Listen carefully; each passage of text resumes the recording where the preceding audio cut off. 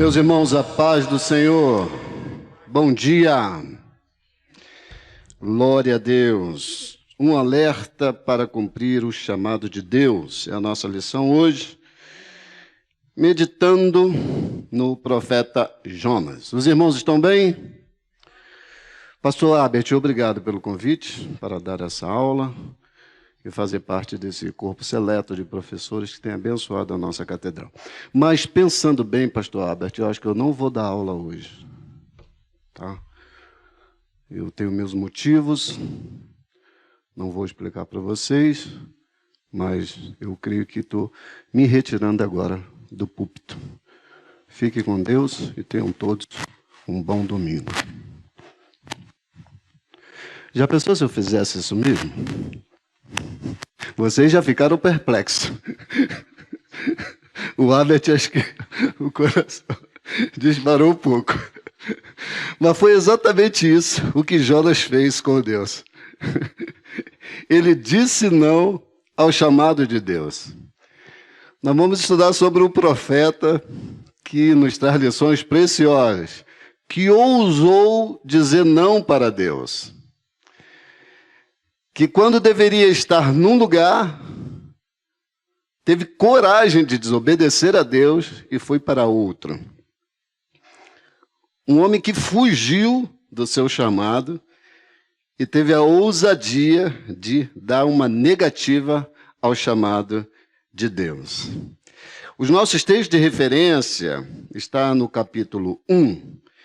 Vamos ler, por favor, de Jonas. Eu gostaria também que você deixasse a sua Bíblia aberta em Jonas, no livro do profeta Jonas, nesse trimestre de estudo dos profetas menores, e lembrando que menor só por causa do tamanho do livro, não por causa da mensagem, não que eles são mais insignificantes do que os profetas maiores, Jeremias, Daniel, Ezequiel, só pelo tamanho do livro.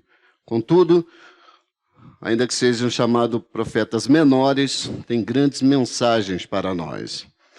E diz assim a palavra de Deus: E veio a palavra do Senhor a Jonas, filho de Amitai, dizendo: Levanta-te, vai à grande cidade de Nínive e clama contra ela, porque a sua malícia subiu até mim.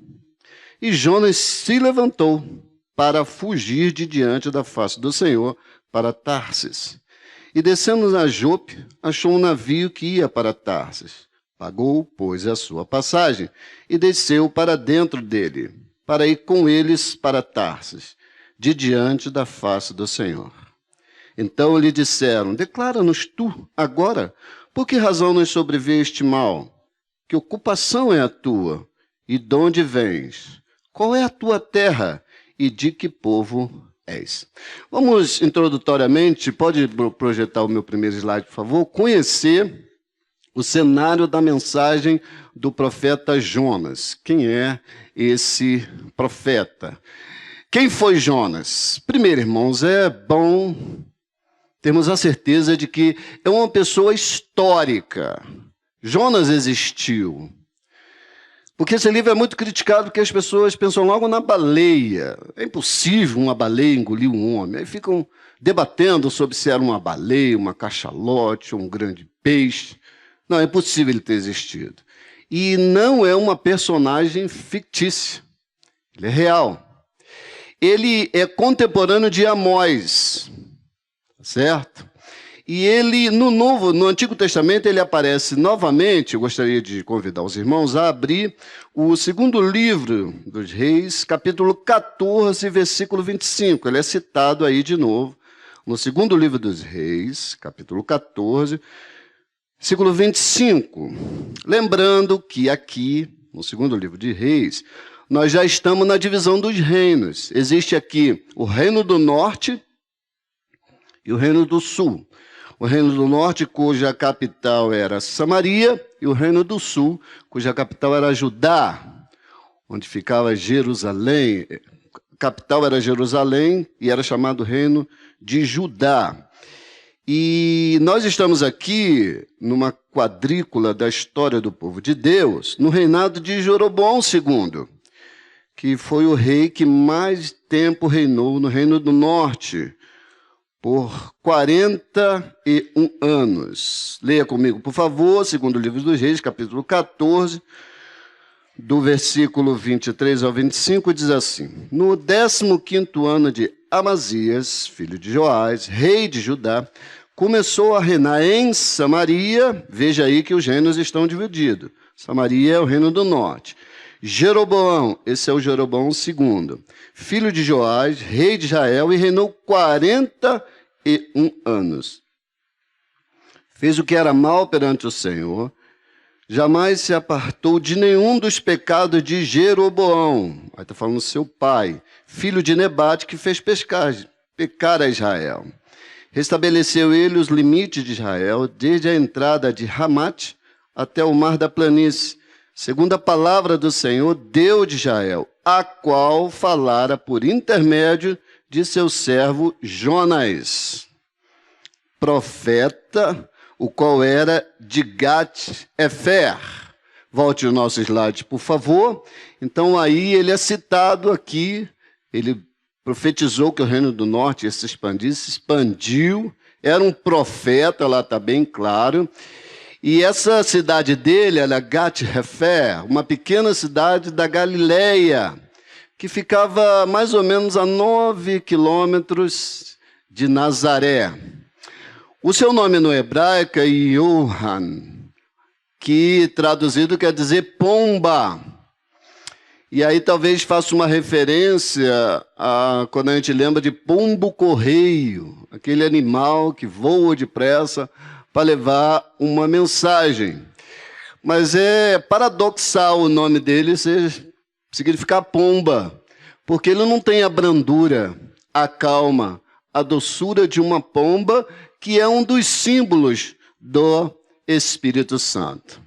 Como nós já lemos, ele viveu na época de Jeroboão II, rei de Israel, o reino do norte. É muito bom você gravar isso, porque você vai entender por que ele fugiu e não queria ir para Nínive pregar a palavra de Deus. Então, nós podemos localizar Jonas ali entre mais ou menos 782 a 740 antes de Cristo. E como já lido, ele é citado durante o reino de Jeroboão II. Então está aí a identificação do nosso profeta. E ele então é chamado por Deus, a Bíblia vai dizer no capítulo 1, veio a palavra do Senhor a Jonas, filho de Amitai, dizendo, dispõe-te, levanta, vai à grande cidade de Nínive e clama contra ela, porque a sua malícia subiu até mim. Ou seja, ele se levantou, ele se dispôs, mas para fugir da presença de Deus. Jonas se dispôs, mas para fugir da presença do Senhor. Preste bem atenção nisso. Fugir da presença do Senhor. Para Tarse. E tendo descido a Jope, achou um navio que ia para Tarse. Pagou, pois, sua passagem e embarcou nele, para ir com eles para Tarse, para longe da presença do Senhor. Irmãos, olha que coisa interessante. Nós vamos ver aqui um esboço simples e literal de Jonas para a gente entender esse livro na sua totalidade. No capítulo 1 fala da missão e fuga de Jonas. Ele recebe a missão de ir para Nínive, mas foge para Tarsis. No capítulo 2, nós vamos ver o relato da sua punição e o seu salvamento. Porque o Senhor é aquele que pune, o Senhor é aquele que faz justiça. E o Senhor também é aquele que perdoa e é aquele que salva. No capítulo 3, sua pregação e conversão. Porque o nosso Deus é o Deus da segunda chance. E o capítulo 4, a sua queixa e repreensão. Aí agora um resumo do capítulo 1. Ele é chamado para ir a Nínive, mas desobedece. Foge da presença do Senhor, indo para Tarsis. Agora, por que para Tarsis? Alguém tem ideia? Então, alguém, por favor, aí no auditório, eu gostaria de pedir, abra Isaías 66, 19. Vamos entender por que ele foi para Tarsis. Ele vai para Jope primeiro, vai depois para um navio e vai para Tarsis. Coloca o slide, por favor, queridos os irmãos da mídia, para a gente ver o lado oposto que ele seguiu, para onde ele quis fugir. Então está lá, Nínive ficava numa direção e ele foi para outra totalmente oposta. E bem longe do local para onde ele deveria ir. Alguém achou Isaías 66:19? Quem pode ler aí para nós?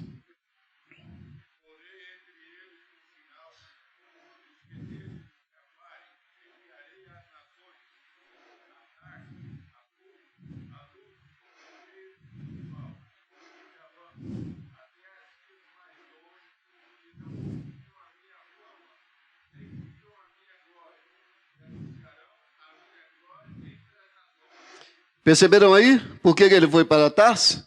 Porque em Tarsis a palavra de Deus não havia chegado. Eles não conheciam a Deus. Então, um homem que é chamado para levar a palavra de Deus para Nínive, longe, foge para onde a palavra de Deus não está. Então, ele tentou fugir da presença de Deus e para um lugar que ninguém conhecia a Deus, porque em Tarsis era onde a palavra de Deus não estava. Que contraditório. Volte, por favor, O Senhor lançou um forte vento sobre o mar, trazendo uma grande tempestade. E aquela tempestade veio, e ele foi então inquirido pelos marinheiros após lançarem sortes. E fizeram as perguntas: qual a tua ocupação? De onde vens? Qual a tua terra? E de que povo és? E ele responde que era hebreu, temente ao Senhor, Deus do céu, que fez o mar e a terra. E aí veio a tempestade por sua culpa, ele pede então para ser lançado nas águas. Os marinheiros têm misericórdia dele, tentam remar até a margem para não jogar Jonas no mar, mas mesmo assim ele é jogado e desce até o grande ventre. Então vamos agora para o capítulo 1, dar mais uma olhada nessa dinâmica do livro de Jonas. Ele foge, pega um navio que ia para Tarsis, pagou a sua passagem, desceu para o navio e desceu para o porão. Deus então manda um vento lá naquele mar, e olha o versículo 5 de Jonas. Então os marinheiros, cheios de medo, clamavam cada um ao seu Deus, que eram povos idólatras, e lançavam ao mar o que estava no navio, para aliviarem do peso dela. Jonas, porém, havia descido a porão e se deitado, e dormia profundamente. Ele é contraditório. Ele foge da presença de Deus, mas ele confia em Deus. E é uma confiança tamanha que, irmão Nilton, ele dorme no hebraico, esse profundamente quer dizer que ele roncava. Aquele sono gostoso, profundo, numa tempestade e num lugar desconfortável para dormir, no porão de um navio. Mas ele está dormindo profundamente. Porque é bem possível que aquele já sabia que aquela tempestade tinha uma causa e tinha um culpado por ela. Então é como se ele dissesse: não estou nem aí, que esse barco afunde. Aí o mestre do navio, o capitão, talvez querendo achar mais coisas para aliviar o peso do navio, desce até o porão. E a Bíblia diz que ele assa Jonas e fala: o que se passa contigo? Agarrado no sono, levanta-te, invoca o teu Deus. Você não está vendo a tempestade? Irmãos, a pior coisa é um coração endurecido, daqueles que não se comovem pelo que está acontecendo à sua volta. O cristão não pode ser assim. Desistir do mundo, dos problemas do mundo. Nós estamos no mundo para fazer a diferença, ser o sal da terra e luz do mundo. Ele está indiferente. Ele não está nem aí para o que está acontecendo. E aí os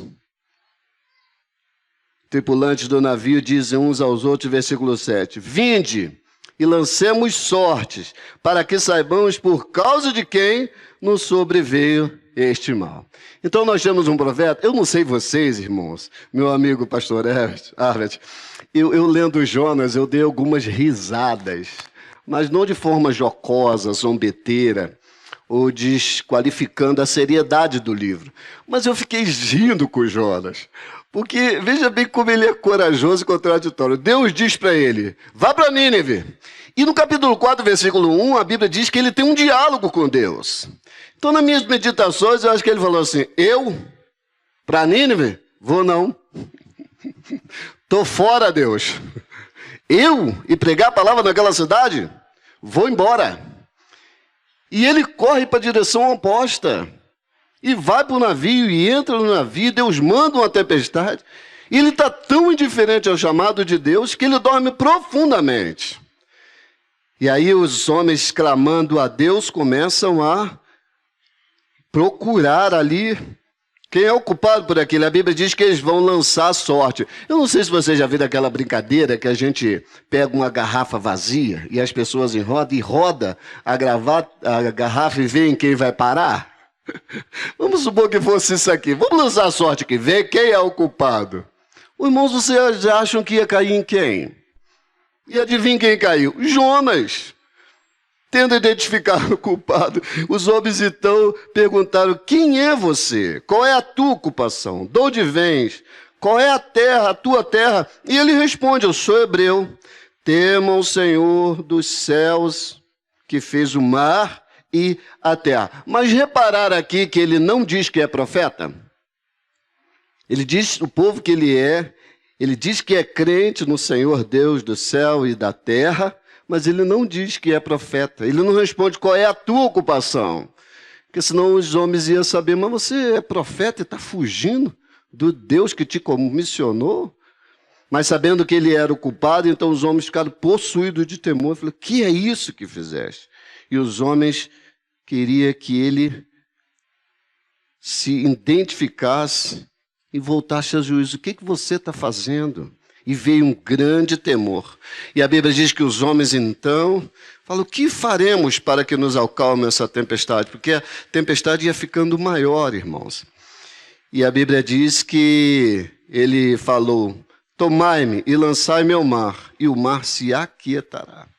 Os homens, então, tentam remar até a terra para não lançar Jonas ao mar. Mas vendo que não tem jeito, ouviram o conselho dele e lançaram ele no mar. E a Bíblia diz que eles temeram, aqueles homens temeram pela vida de Jonas. E clamaram ao Senhor, rogamos que não pereçamos por causa da vida deste homem. E não faça cair sobre nós este sangue, quanto a nós, inocente, porque tu, Senhor, fizeste como te aprouve. Deus então prepara um grande peixe para tragar Jonas e levá-los para Nínive. Lições e reflexões do capítulo 1. Primeiro, o caminho da desobediência é sempre descendente. A nossa lição é um alerta para cobrir o chamado de Deus. E quando você é chamado para fazer a obra de Deus, o caminho da desobediência é sempre um caminho descendente, para baixo, ladeira abaixo. Tentando fugir da presença de Deus, ele desce para Jope, desce para o navio, desce para o porão, tenta ir para Tarsis, mas ele é lançado ao mar, desce para o mar, e do mar ele desce até o ventre do peixe. Cuidado com a desobediência ao chamado de Deus. Se Deus está te chamando para uma obra, não seja tímido, não seja covarde, não fique preocupado com os que os outros vão falar de você, cumpre o teu chamado. A Bíblia diz que é melhor obedecer do que sacrificar. Faça a obra, desperta o dom de Deus que há em ti, exerça a sua vocação. É Deus quem chama, é Deus quem capacita. E é um privilégio fazer a obra do Senhor. O caminho da desobediência é sempre descendente. Segunda lição: quando você desobedece a Deus, você provavelmente vai trazer tempestade para você e para quem convive com você. Foi por causa da desobediência de Jonas que a tempestade veio. E a tempestade trouxe problema para ele e para quem estava no navio. E quase botou tudo a perder. Então, quem desobedece a Deus pode trazer problema para você, tempestade para você, lutas para você, porque você está no caminho da desobediência. Tentando lutar contra Deus, questionar a Deus e não fazer a vontade de Deus. Então, atenda ao chamado de Deus para o teu ministério, para a tua vocação, exerça. É melhor obedecer do que sacrificar. Jonas também, uma grande reflexão para nós. A teologia dele é boa. Ele conhece a Deus. Ele sabe quem é Deus. Ele é do povo de Deus. Mas apesar de ter uma boa teologia, ele contraditoriamente tem a ousadia de desobedecer esse Deus. De não fazer a vontade de Deus. O irmão, Jonas sou eu. Jonas somos nós. As igrejas evangélicas brasileiras e no mundo estão cheias de Jonas. Teologia boa, conhecem a Deus, mas mesmo conhecendo e não temem a Deus. E têm a ousadia de fugir da presença de Deus. Mas Deus é tão maravilhoso que mesmo na desobediência, sem querer pregar, ele prega. Porque os homens do navio que eram idólatras passam a temer ao único Deus vivo e verdadeiro, o Criador dos céus e da terra. Então veja que servir a Deus é um privilégio. Que mesmo que você desobedeça a Deus, a obra de Deus vai prosseguir. Deus vai dar um jeito de fazer. E você não vai ter o prazer de realizá-la. Então ficamos com essa lição do capítulo 1. Agora, por que Jonas fugiu, irmãos? Eu uma vez vi um jovem pregador abrir a Bíblia e foi pregar sobre Jonas. E ele começou o seu sermão falando assim: irmãos, Jonas foi o profeta mais covarde da Bíblia. Eu discordei na hora.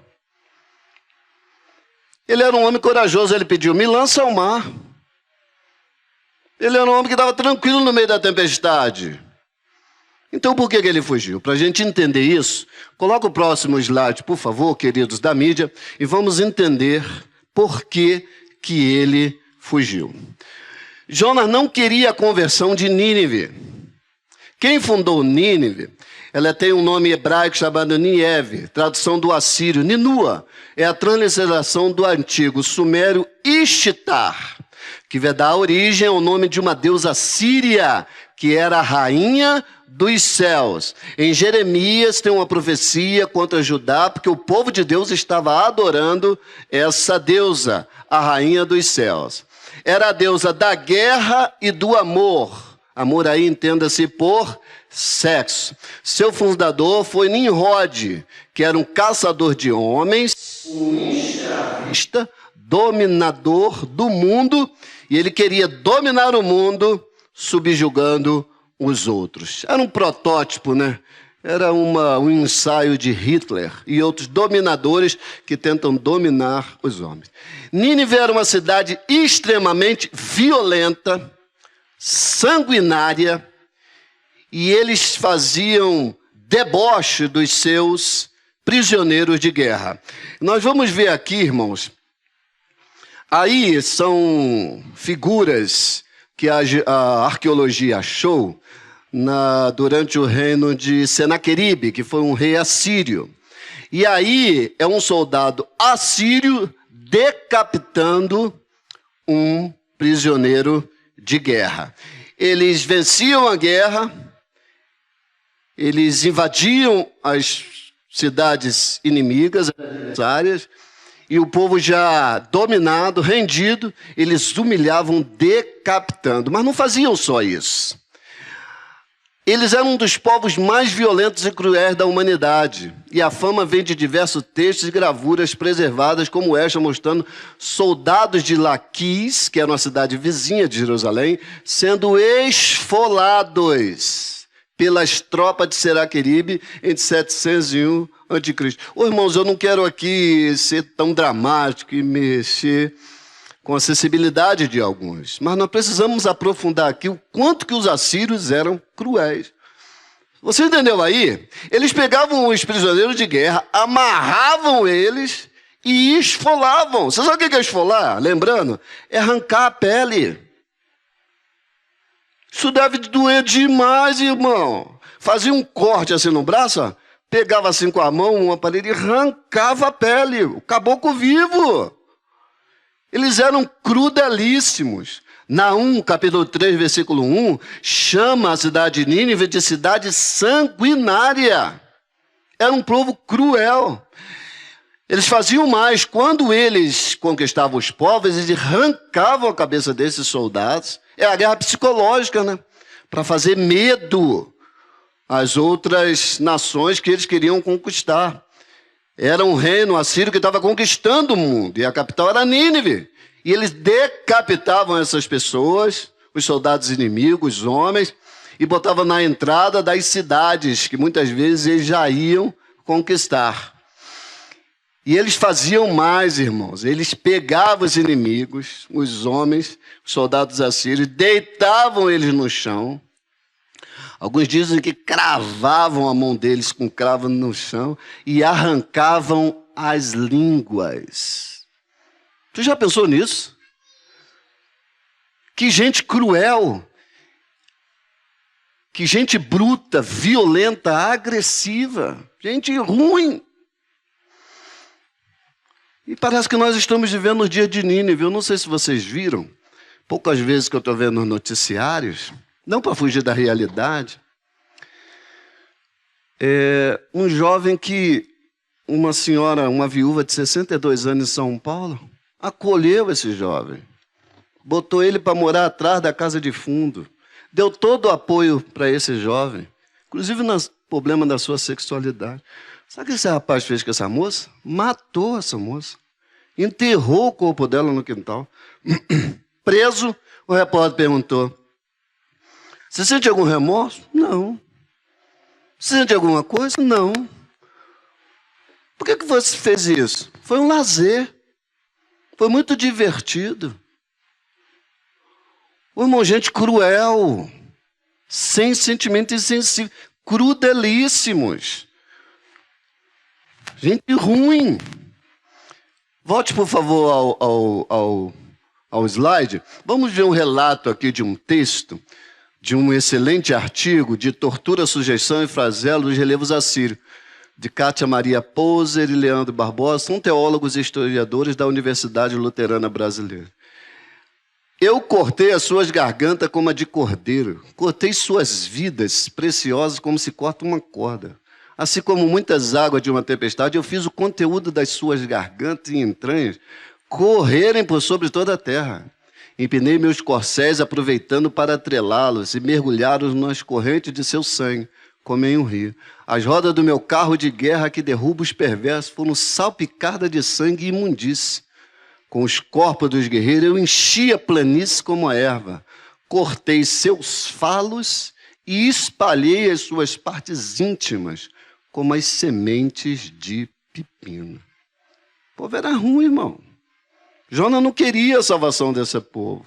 Aí um relato: eu lutei conflitos, conquistei cidade, abati 3.000 de seus homens lutando com a espada. Eu capturei suas tropas ainda vivas. Destes eu cortei de alguns seus braços e as mãos. Eu cortei de outros os seus narizes e olheiras e as extremidades. Eu arranquei os olhos de muitas tropas. Eu fiz uma pilha da vida e de uma de cabeças. Eu pendurei as suas cabeças nas árvores ao redor da cidade. É essa cidade que Deus manda Jonas ir pregar. O que Jonas faz? Ele foge. Agora, por que ele não queria a salvação de Nínive? Porque ele já sabia que aquele povo vinha conquistando o mundo. E é em 722 a.C. que quando a capital do norte cai, o reino do norte cai, ele cai sob o domínio da Assíria. Então parece que ele já estava prevendo, esse povo vai conquistar a gente, eles vão destruir a gente. Como aconteceu em 722. Mas ele foge da presença do Senhor e não quer pregar. Mas Deus então prepara um grande peixe. E ele, fugindo da presença de Deus, ele clama ao Senhor, que é o nosso texto áureo: na minha angústia clamei ao Senhor e ele me respondeu. E a Bíblia diz, irmãos, que aqui no capítulo 2, ele diz que foi lançado diante dos olhos, tornarei porventura a ver o teu santo templo. As águas me cercaram até a alma, o abismo me rodeou. As águas se enrolaram na minha cabeça. Agora eu destaquei para nós aqui o versículo 6. Desci até os fundamentos dos montes, desci a terra cujos ferrolhos se correram sobre mim, para sempre. Contudo, fiz subir da sepultura a minha vida, ó Senhor, meu Deus. Irmãos, qual é o lugar mais profundo da Terra? Segundo os cientistas, fica nessa chamada Fossa Mariana, perto das Ilhas Marianas. Ela tem quase 11 quilômetros de profundidade. É um lugar onde o oceano vai mais fundo do que onde o Titanic está. Olha o tamanho dessa profundidade. Ela tem quase 2,5 vezes o tamanho do Everest, que tem 8.869 metros de altura. E Jonas vai dizer que desceu até as profundidades, irmãos. Talvez eu não estou dizendo que o peixe que transportou Jonas transitou nesse lugar. Eu só estou querendo destacar a profundidade do mar. E no capítulo 1, no capítulo 2, versículo 6, na nova tradução da linguagem de hoje, ele diz assim, ó: desci até a raiz das montanhas, desci a terra que tem o portão trancado para sempre. Tu, porém, me salvaste da morte, ó Senhor meu Deus. Isaltino Gomes Coelho Filho, no seu livro Jonas, nosso contemporâneo, ele vai dizer aí que esse pé da montanha, esse lugar que tem o portão trancado para sempre, Isaltino Gomes Coelho diz que provavelmente é o mundo dos mortos, ou o Seol. E Jonas está falando que na angústia dele ele transitou por lá. A desobediência trouxe a angústia da morte, o pavor, o terror. Então, qual é a lição do capítulo 2? Dentre muitas, não importa onde você está, não importa como está a sua vida, a sua angústia, o temor, o seu medo. Você tem que fazer a única coisa quando a angústia vem, o medo quer dominar você, e você não vê esperança mais para nada. Não reclame, não procure culpados, olhe para a sua vida e olhe para Deus. E faça a única coisa e primeira coisa que uma alma angustiosa tem que fazer: ore ao Senhor. Ele disse: na minha angústia clamei ao Senhor. Porque Deus é misericordioso, era culpa dele, era desobediência dele. Mas Deus é bom, Deus é misericordioso, Deus ouve o clamor e deu para ele uma segunda chance. Veja que ele tem desejo de voltar a frequentar a igreja. Ele disse: será que eu voltarei? Será que eu verei o teu templo? Ele tem vontade de sair daquela situação de angústia, do leito de morte, do lugar de morte. A desobediência leva para esses sentimentos de vida. Está fora do plano de Deus, é angustiante, é temerário. E o que nós devemos fazer? Orar ao Senhor, pedir perdão. Porque o nosso Deus é compassivo e é o Deus da segunda chance.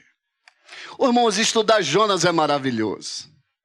Porque ainda que nós falamos dos profetas e do grande peixe, quem sabe foi mesmo uma baleia, uma cachalote. Mas os personagens principais do livro não é Jonas. Não é o grande peixe. O personagem central do livro é Deus. E um Deus bondoso.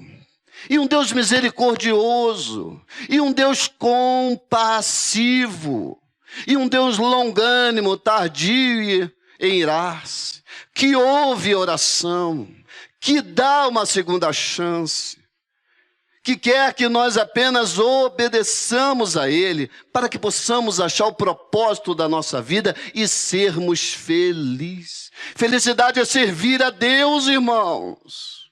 É o maior privilégio que um ser humano pode ter. Servir com alegria, com gozo, mesmo contra as nossas concepções. Jonas não quer, Jonas é teimoso, Jonas é irado. Mas Deus dá uma segunda chance para ele e faz o peixe vomitar ele na praia e ele vai a Nínive. E agora, chegando naquela cidade, e a Bíblia diz que eram 3 dias para percorrê-la. Os muros dela eram tão largos que passava 2 ou 3 carroças em cima. Era uma cidade imensa, 3 dias para percorrê-la de a pé. Mas ele vai naquela cidade e a Bíblia diz que ele, segundo a palavra do Senhor, vai naquela cidade, e era uma cidade muito importante, muito grande, de 3 dias para percorrê-la. Jonas não percorreu ela toda, porque a Bíblia diz que começou a percorrer a cidade, caminho de 1 dia. Ele não queria andar a cidade toda. Talvez ele pegou um lugar lá. E qual foi a mensagem de Jonas? Um sermão de 7 palavras. Um sermão pífio, um sermão medíocre. Ele falou, ainda 40 dias e Nínive será subvertida. Ainda 40 dias e Nínive será subvertida. O que é subvertida? Destruída, aniquilada, dizimada. Olha como Jonas tinha um coração duro, irmãos. Ele foi alvo da misericórdia de Deus, da graça de Deus, da compaixão de Deus. Deus tirou ele do grande peixe, Herbert. E mesmo aquela misericórdia de Deus não transformou ele. Ele não falou da graça de Deus. Ele não falou do perdão de Deus. Ele não falou do amor de Deus. Ele não falou da misericórdia de Deus. Ele queria ver a destruição daquele povo. Vai destruir, vai ser subvertida. Mas como nosso Deus não é homem, é compassivo, é misericordioso, se fez homem para mostrar toda essa compaixão e esse amor, a Bíblia diz que, para desgosto de Jonas, a cidade de Nínive toda se arrepende.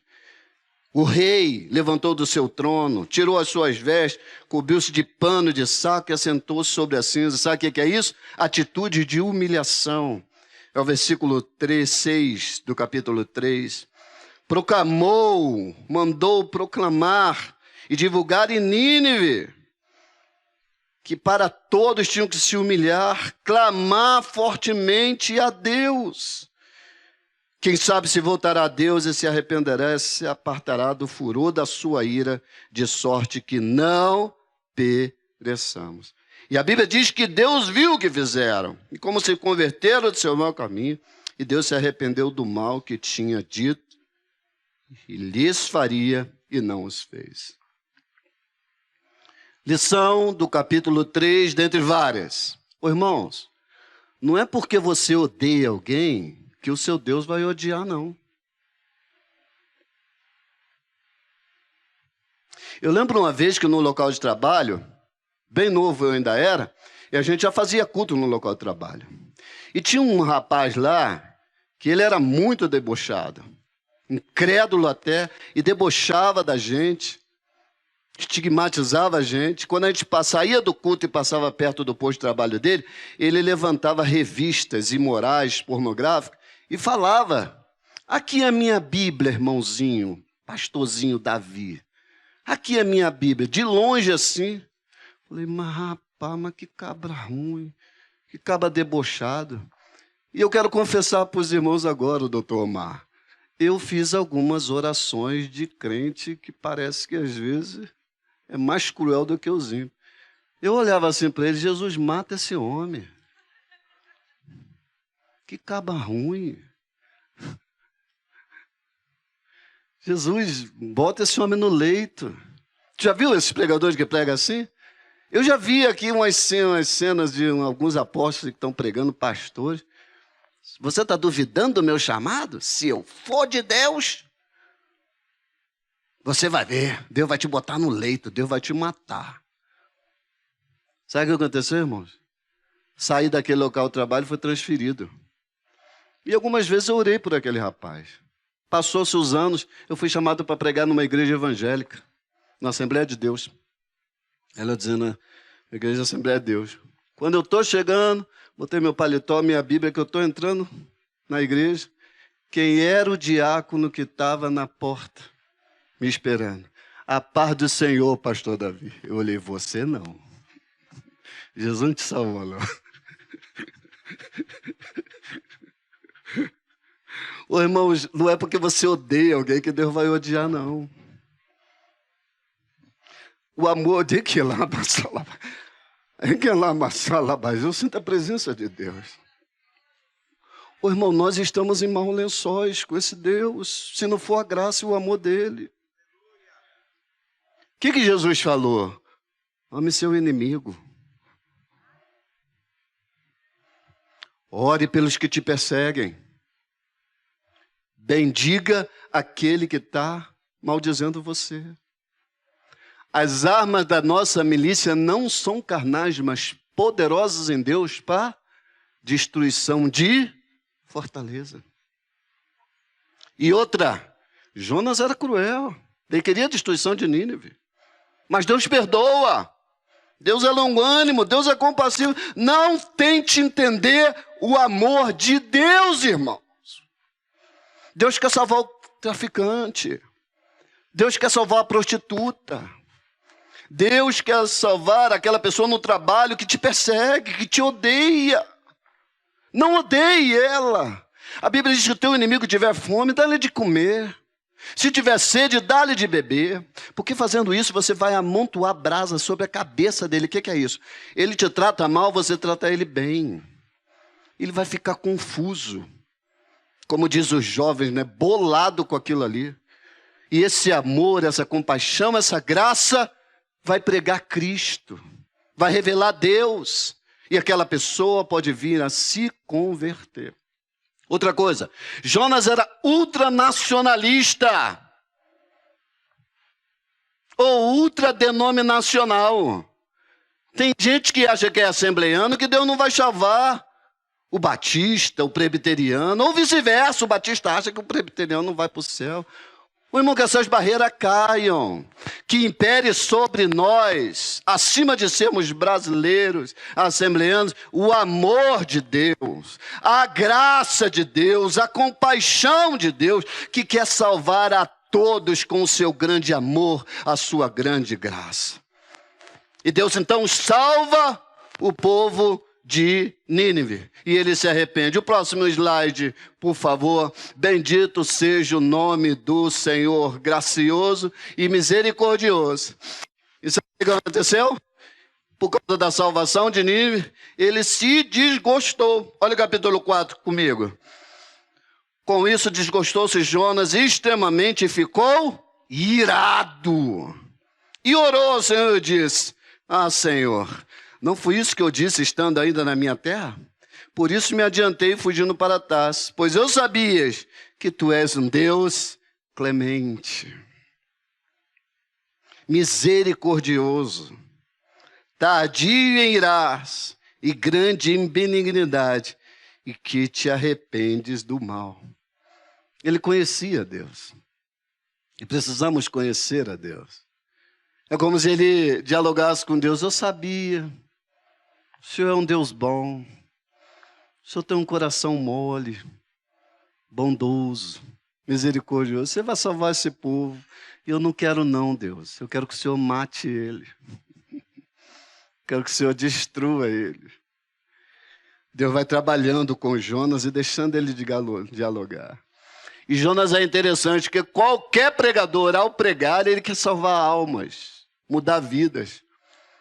Uma cidade inteira se arrepende.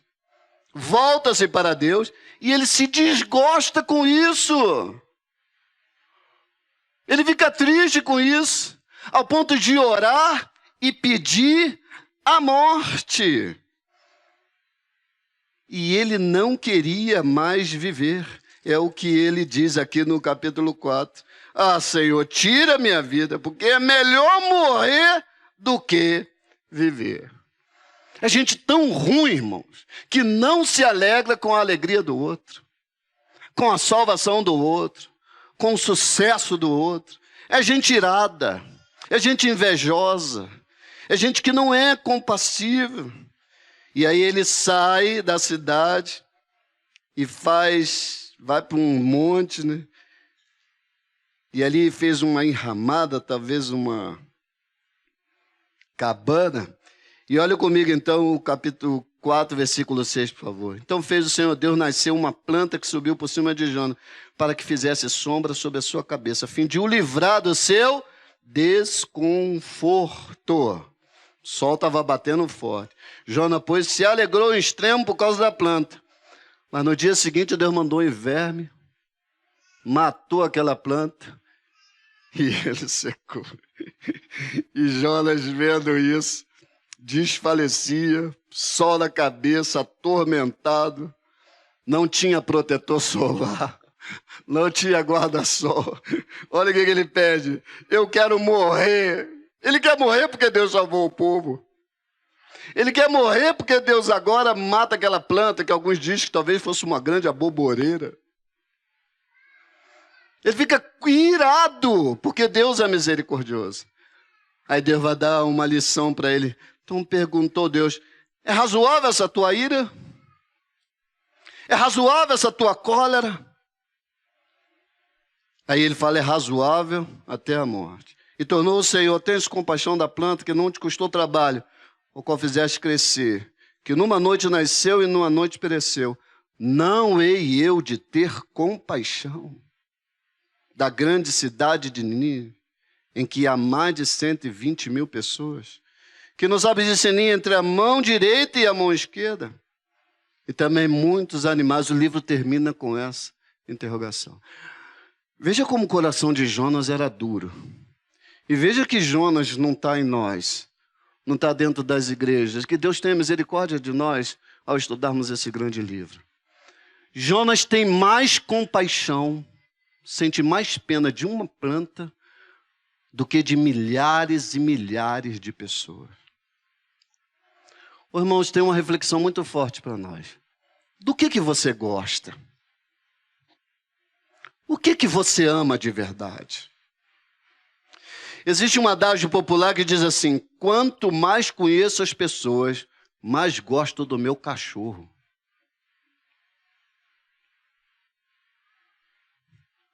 Tem gente que gosta mais do carro do que da família.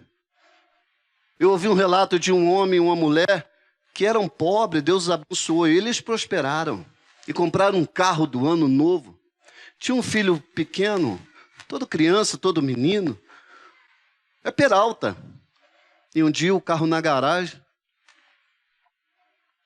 ele pegou o prego e fez um desenho no carro. Amou o pai. Olha, pai, que desenho bonito que eu fiz no seu carro. O homem ficou irado. Pegou aquele menino e bateu nas mãos dele com uma ira incontrolável. Esfacelou os dedos do menino, a mão do menino, e teve que amputar. Ele foi visitar o menino no hospital, menino com o bracinho, as mãozinhas decapitadas. Cortado, né? E ele disse: olha, papai, eu nunca mais vou riscar o seu carro. Ô, irmão, do que nós amamos de verdade? Gente precisa gostar de gente. Nós não podemos desistir das pessoas. Deus não desistiu. É esse amor, é essa misericórdia, é essa compaixão que Deus quer ensinar a nós nessa grande lição de Jonas. Os nossos ódios, os nossos preconceitos, as nossas seleções, nós temos que jogar por terra.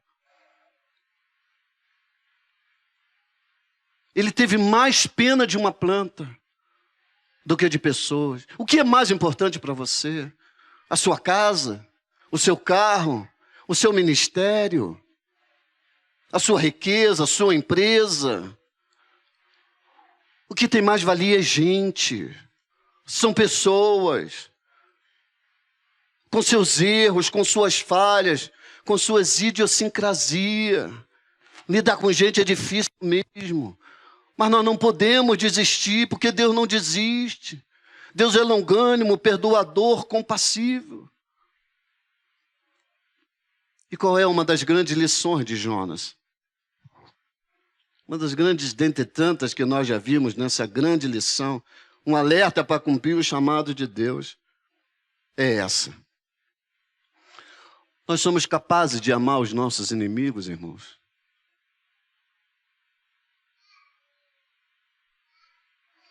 Você é capaz de amar aquela pessoa que te magoou profundamente?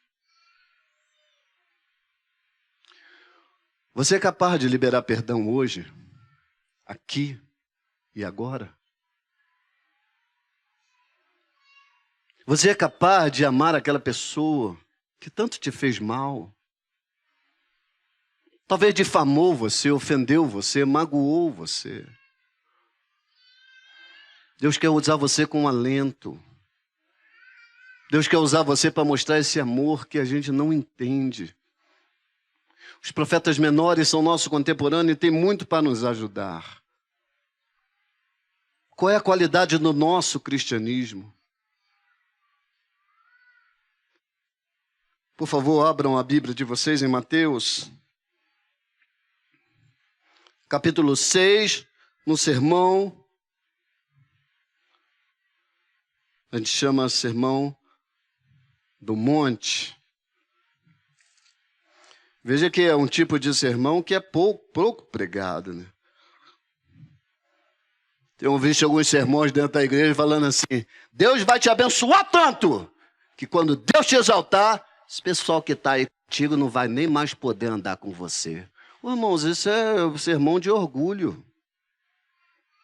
É a vingança, sabor de mel. Vai ficar tão bom, irmão Mara, que não vai mais poder andar com você. Isso não é Bíblia, isso não é Evangelho. Isso é mentira. Mateus 5:43. Ouviste o que foi dito? Amarás o teu próximo e odiarás o teu inimigo. Aí vem um confronto contra a nossa natureza. A natureza de Jonas.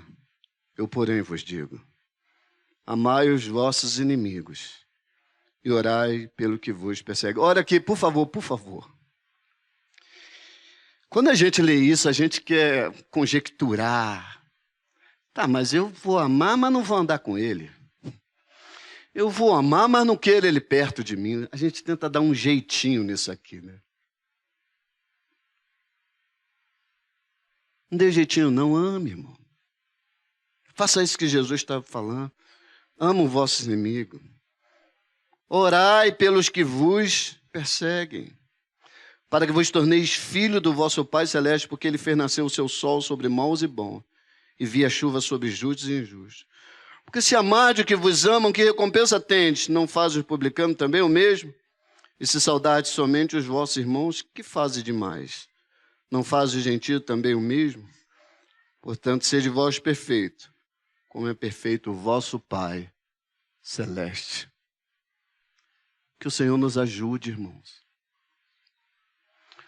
para que nós não estejamos no meio de uma geração má e adúltera. É a geração que nós estamos vendo no mundo. Cada dia mais a maldade, a imoralidade crescendo. E você talvez esteja querendo desistir, não vou mais pregar, está tudo perdido mesmo, está tudo abandonado. E como Jonas tenta fugir, e essa lição é tão propícia para nós, que não por acaso nós estamos dentro de uma igreja que é chamada Catedral Baleia. Olha que coisa impressionante, irmão. E que possamos sair daqui transformados, conhecendo mais esse nosso Deus, para que nós não sejamos reputados como essa geração má e adúltera. No capítulo 12 de Mateus, Jesus veio, Jesus pregou, Jesus deu a sua vida. Mas olha comigo o capítulo 12 de Mateus, versículo 38. Então, alguns escribas e fariseus replicaram: Mestre, queremos ver de tua parte algum sinal. Ele, porém, respondeu: uma geração má e adúltera pede o sinal, mas nenhum sinal lhe será dado, senão o do profeta Jonas. Se alguém te perguntar se Jonas é real, está aqui a prova cabal. Jesus falou de Jonas. Jesus citou Jonas. Por isso que eu falei, não foi uma personagem fictícia, mas uma pessoa da história. Nenhum sinal será dado, senão do profeta Jonas. E Jesus usa a vida de Jonas para exemplificar o seu ministério. Diz, porque assim como esteve Jonas 3 dias e 3 noites no ventre do grande peixe, assim o Filho do Homem estará 3 dias e 3 noites no coração da terra. Falando da sua morte, da sua sepultura e da sua ressurreição. Agora, olha que coisa tremenda, irmãos. Olha que coisa tremenda. Ninivitas se levantarão no juízo com esta geração e a condenarão, porque se arrependeram com a pregação de Jonas. Eis que está aqui quem é maior que Jonas. Os ninivitas estarão lá. E eu quero estar lá. Você quer estar lá naquele dia? Nos arrependamos de verdade. Que possamos converter os nossos corações. Não desobedecer a Deus. Tirar a dureza do nosso coração. E amar os nossos inimigos. Pregar para o corrupto. Para a prostituta.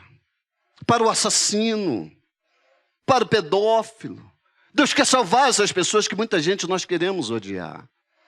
E não tentarmos entender esse amor de Deus, nem querer justificar, mas por que que o Senhor faz isso? Porque senão a gente pode buscar a nossa justiça própria. Nós não somos melhores do que ninguém. Nós só estamos aqui porque Deus é amor e Ele nos ama. Nós só estamos aqui porque a sua graça nos alcançou em Cristo Jesus. Nós só estamos aqui porque Ele nos libertou do poder do pecado para, como Jonas, fazer a sua vontade, ser luz do mundo e sal da terra. Que nós possamos, então, atender esse chamado, um alerta, um aviso. Qual é a sua vocação? O que você está fazendo? Parou o ministério por quê? Não vale mais a pena pregar. Ninguém mais ouve o evangelho. Mentira! O evangelho está sendo pregado, a igreja está crescendo, o evangelho está avançando. Há um lugar para você na obra de Deus. Levanta-te! É o que diz a palavra de Deus para nós nessa manhã. Não se isole num lugar de reclamação, de tédio, de torpor, de lassidão. Não desista da sua vocação. Há um chamado para você, daquele que é maior que Jonas, para profetizar, para pregar, para ensinar e fazer a obra de Deus. Que Deus nos ajude, com a lição de Jonas, conhecê-lo melhor. E que a sua graça, o seu amor, a sua misericórdia, a sua compaixão incompreensível transborde os nossos corações para a glória do seu nome. Amém.